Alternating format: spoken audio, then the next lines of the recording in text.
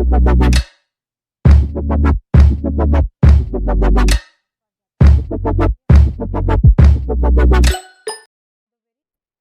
hello, Dr. Jagtap here, talking to you about the question paper pattern of first year BA in SPPU University. आप जानते हैं कि NEP की वजह से सिलेबस बहुत सारा चेंज हुआ है, सब्जेक्ट्स के नाम चेंज हुए हैं और बच्चे थोड़े से कंफ्यूज हैं।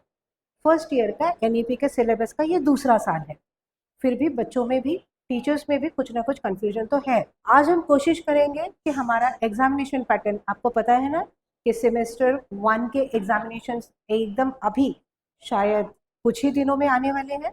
आपके एग्जामिनेशन फॉर्म्स भी शुरू हो चुके हैं, तो एग्जामिनेशन फॉर्म भरते समय भी आपके सब्जेक्ट के नाम बहुत ध्यान से भरिएगा। एक सब्जेक्ट जो फर्स्ट ईयर BA में है आपका, वो है DSC 1 इंग्लिश का। ये DSC 1 क्या होता है? तो डिसिप्लिन स्पेसिफिक कोर्स। तो यहाँ पर ये जो डिसिप्लिन स्पेसिफिक कोर्स आप फर्स्ट ईयर BA में पढ़ने वाले हैं, उसके लिए टेक्स्ट बुक का नाम है इंग्लिश फॉर बिगिनर्स। ये आपकी किताब है। मैं जानती हूँ कि आप में से बहुत सारे लोग हैं एग्जामिनेशन के एक दिन पहले किताब लेने भी दौड़ते हैं ना, तो ऐसा मत कीजिएगा प्लीज़। अभी देख लीजिएगा, ये आपके किताब का नाम है इंग्लिश फॉर बिगिनर्स। यही आपके एग्जामिनेशन के लिए इंटरनल और एक्सटर्नल पेपर्स में आने वाला है। आज हम क्वेश्चन पेपर पैटर्न के बारे में समझने की कोशिश करेंगे। होपफुली आपका सिलेबस ठीक से पूरा हो चुका है, लेकिन अभी आपको जब एक्सटर्नल एग्जामिनेशंस देनी है तो आपको कैसे तैयारी करनी है, इसके लिए हमने आज का ये वीडियो बनाया है। तो चलिए आगे बढ़ते हैं। एक्सटर्नल एग्जामिनेशन के बारे में बात करने से पहले let me talk about the internal examination. Internal examination में आपको एक बात अच्छे से याद रखनी पड़ेगी कि आप लोग कंटिन्यूस असेसमेंट के स्टूडेंट्स हैं। ये कंटिन्यूस असेसमेंट क्या होता है? तो teachers are suppose to assess you not only on the basis of examination. आपको असाइनमेंट दिए जा सकते हैं, ट्यूटोरियल्स दिए जा सकते हैं, कोई प्रोजेक्ट किया जा सकता है, और इस तरह से आपके इंटरनल एग्जामिनेशन जो है टीचर आपको असेस करके आपके मार्क्स दे सकते हैं। और ये जो इंटरनल एग्जामिनेशन है, इसके बाद आपको एक्सटर्नल एग्जामिनेशन देनी पड़ेगी। तो एक्सटर्नल एग्जामिनेशन के लिए जो क्वेश्चन पेपर है उसके बारे में आज हम थोड़ा सा डिटेल में बात करते हैं। ये पेपर का पैटर्न मैंने आपके सामने रख दिया है, लेकिन ऐसे ही समझ में आएगा क्या? तो मुझे लगता है कि थोड़ी सी मदद मैं आपकी कर सकती हूँ। तो चलिए बढ़ते हैं इस थ्योरी पेपर पे, जिसके आपके हैं 2 क्रेडिट्स, और 2 क्रेडिट्स के लिए आपको 50 मार्क्स का एग्जाम देना पड़ेगा। तो while appearing for 50 marks question paper, you need to prepare in a particular way. तो वो तरीका क्या होगा? तो आपका जो क्वेश्चन नंबर 1 होगा उसकी तरफ ध्यान दीजिएगा। तो आपका क्वेश्चन नंबर 1 है वो यूनिट 1 पर होगा, और वो जो यूनिट 1 है उसमें से 1 और 2 ये जो चैप्टर्स होंगे आप पर, इसी पर बेस्ड आपके एग्जामिनेशन होने वाली है। अगर आप कंटेंट देख पाए, मैं आगे आपको कंटेंट का पेज भी अटैच करके देती हूँ। तो पहला यूनिट जो है उसका पहला चैप्टर है meeting people, exchanging greetings and taking leave. तो आप इंग्लिश का कहाँ कहाँ पर कैसे कैसे यूज़ करते हैं, जैसे लोगों को मिलते हैं तो किस तरह बात करते हैं, आप इसमें जब मिलते हैं तो ग्रीटिंग्स करें, जैसे हेलो हाय बोलना है, तब हम किस तरह की इंग्लिश यूज़ करते हैं। या अगर आप बात कर रहे हैं या बात करते करते आपको कहीं से जाना है, तो जाते समय आप किस तरह की इंग्लिश यूज़ करते हैं। तो इस पर बेस्ड आपको ये वाला क्वेश्चन आने वाला है। तो ये क्वेश्चन होगा आपका 5 मार्क्स का, जिसमें आपको 2 ऑप्शंस दिए होंगे और उसमें से आपको एक ही ऑप्शन करना है। अटेम्प्ट तो एक ही करना है, लेकिन आपको यहाँ पर इशू जो है वो है 100 वर्ड्स में आपको आंसर लिखना है। ये जो 100 वर्ड्स में आंसर लिखना होता है ना, ये थोड़ा सा डिफिकल्ट फर्स्ट ईयर BA के बच्चों के लिए होता है। तो मैं हमेशा बोलती हूँ कि कोई भी आंसर रटने से अच्छा है कि कोशिश कीजिए कि आप उस लेसन को या उस चैप्टर को या उस टॉपिक को समझ लें पहले, और आपके इंग्लिश में आपके तरीके से लिखें। जब मैं आपके इंग्लिश में बोलती हूँ ना, तो आपका जो SMS वाला इंग्लिश है, हिंदी को अल्फ़ाबेट्स में वगैरह लिखते हैं, वो वाला इंग्लिश की बात नहीं कर रही। English to be answered in English में। आगे बढ़ते हैं।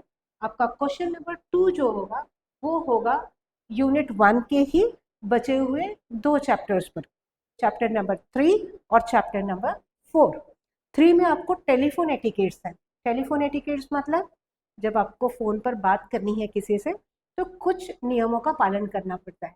ये बहुत रोज़मर्रा में पाली जाने वाली चीज़ें हैं, लेकिन बहुत बार ऐसा होता है कि हम लोग थोड़ा सा कैजुअल हो जाते हैं, इनफॉर्मल हो जाते हैं जहाँ नहीं होना चाहिए, तो उसके कुछ एटिकेट्स हैं जो हमने पढ़े हैं और आपको उसी पर इसके जवाब देने होंगे।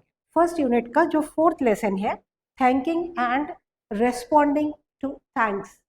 आपका किसी ने कुछ काम कर दिया या आपको किसी को थैंक यू बोलना है, वो तो एक बात हो गई, लेकिन अगर आपको कोई थैंक यू बोल रहा है तब आप उसे किस तरह से जवाब देते हैं, ऐसा ये चैप्टर है।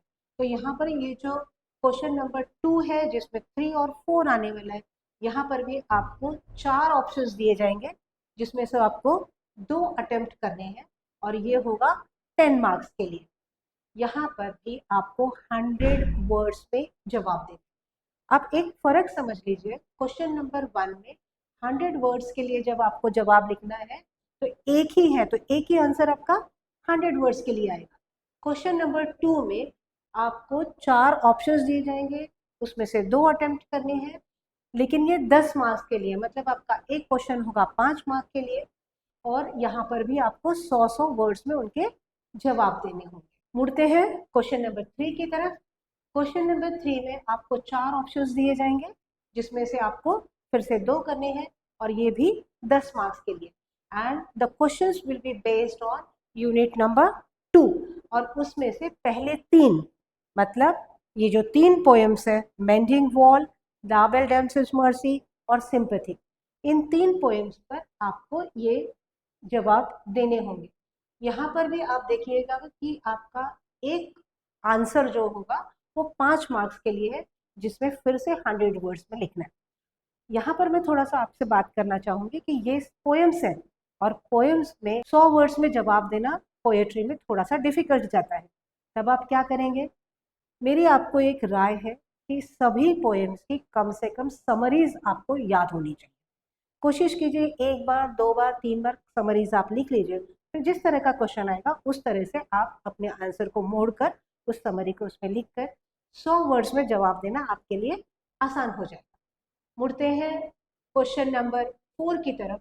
यहाँ पर भी सिमिलर पैटर्न है, 4 ऑप्शंस दिए जाएंगे, उसमें से आपको 2 करने हैं और ये जो है यूनिट नंबर 2 के 4 to 6 तक के जो आपके चैप्टर्स हैं उस पर बेस्ड होंगे।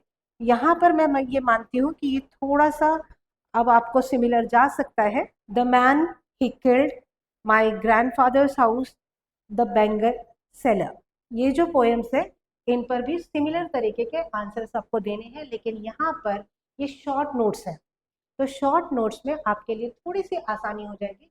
उन्होंने आपको वर्ड्स का कोई भी लिमिट यहाँ नहीं दिया है, तो हम ऐसा मान के चलते हैं कि देखिए आपको 2 शॉर्ट नोट्स लिखने हैं, 4 आपको ऑप्शंस दिए होंगे और वो 10 मार्क्स के, मतलब एक शॉर्ट नोट जो है वो आपके लिए 5 मार्क्स का है।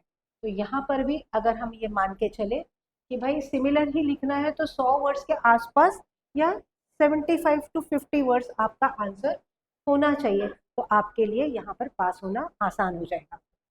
इस किताब से, टीचर्स के लेक्चर से, यूट्यूब पे आए आपको जो भी हेल्प है उससे आप ये एग्जामिनेशन अच्छे से दे पाएंगे, ऐसा मैं विश करती हूँ। इंटरनल एग्जामिनेशंस कुछ कॉलेजेस में हो चुकी हैं, कुछ में अभी होने वाली हैं, जिसके लिए आपको अगर बात करना चाहें तो इसका पैटर्न भी हम समझ सकते हैं, लेकिन इसमें टीचर्स को, स्टूडेंट्स को थोड़ा फ्रीडम है। तो इंटरनल एग्जामिनेशन जो है फिर भी हम एक बार देख लेते हैं कि आपको 5 मार्क्स ट्यूटोरियल के लिए हो सकते हैं, होम असाइनमेंट्स और ओरल या सेमिनार्स या प्रेजेंटेशंस, इसके आपको 10 मार्क्स होते हैं। एक बात बहुत अच्छी तरह समझने की ज़रूरत है कि इस पेपर में आपको प्रैक्टिकल्स भी है। तो ये जो प्रैक्टिकल का पेपर है DSC 1 के लिए, यहाँ पर आपको 15 मार्क्स के प्रैक्टिकल्स होंगे, जिसमें आपको एक रेलेवेंट असाइनमेंट दिया जाएगा। वो टीचर अपने हिसाब से देंगे, आपको प्रिस्क्राइब्ड सिलेबस फॉलो करेंगी, लेकिन टीचर और स्टूडेंट्स को थोड़ा फ्रीडम है यहाँ पर, और वो असाइनमेंट फॉलो करने के बाद, वो सबमिट करने के बाद आपको एक ओरल एग्जाम भी देनी पड़ेगी, जिसे हम वाइवा भी कह सकते हैं। होपफुली आपके लिए ये वीडियो हेल्पफुल रहेगा, और ऐसे ही वीडियोस के लिए आप हमें सब्सक्राइब कीजिए, लाइक कीजिए और शेयर कीजिए। Thank you very much.